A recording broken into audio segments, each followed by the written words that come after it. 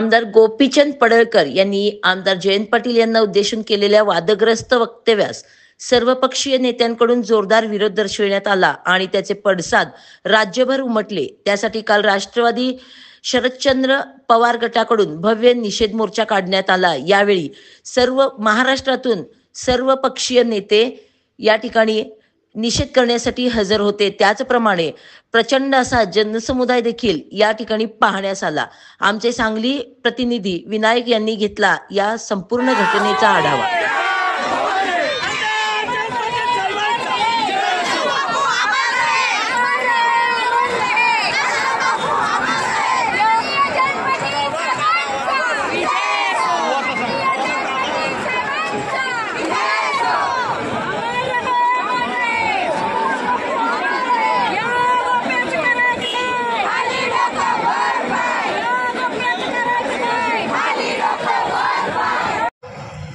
मला वडा समाजाला या ठिकाणी आव्हान करायचं आहे।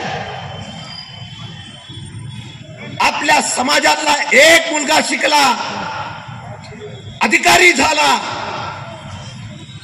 त्या मुलाचा आत्महत्या का खून आहे याची न्याय त्याची कुटुंब मागताय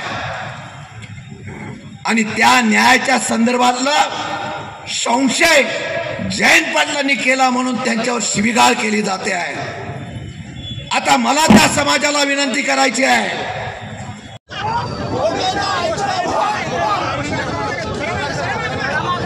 साहेबांना विनंती केली, तुम्ही नसला तरी महाराष्ट्रातला असलेला आणि सांगली जिल्ह्यातला असलेला जयंत पाटील या ठिकाणी हजारोच्या संख्येने उपस्थित राहील आणि या सरकारला जाणीव करून देईल। माझी खात्री आहे,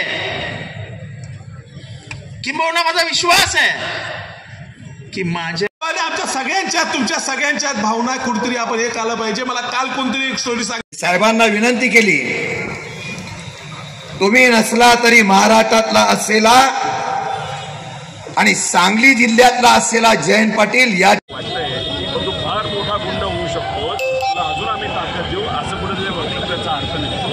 खऱ्या अर्थाने कुठेतरी कान धरायला पाहिजे होते, काम सांगायला पाहिजे होतं। याच्या पुढे अशी जर चूक घडली तर त्यांना तिथं मोठी ॲक्शन ही पार्टीकडनं घेतली जाईल। पण काय याच्यामध्ये दोन BJP आहेत, एक पूर्वीची BJP गडकरी साहेब असतील आणि हे सगळे जे मोठे नेते आहेत मुनगंटीवार साहेब वगैरे आजचे जे नेते आपण बघितलं, दुसऱ्या बाजूला ही नवीन प्रथा BJP मध्ये आहे की खालच्या लेवलला जाऊन फक्त टार्गेट करायचं आणि फक्त भपकेबाजी केली पाहिजे। आमचं तर मत आहे की सांगली जिल्ह्यामध्ये काही दिवसांपूर्वी ज्या घटना घडल्या त्याच्यामध्ये काही ठराविक समाजाच्या लोकांवर अन्याय तिथं झाला, त्याच्यावर कोणाचं लक्ष जाऊ नये म्हणून कुठेतरी इथं दिशाभूल करण्याचा नाही तर दिशा भरपण्याचा प्रयत्न हा त्या छोट्या नेत्यांकडे झाला।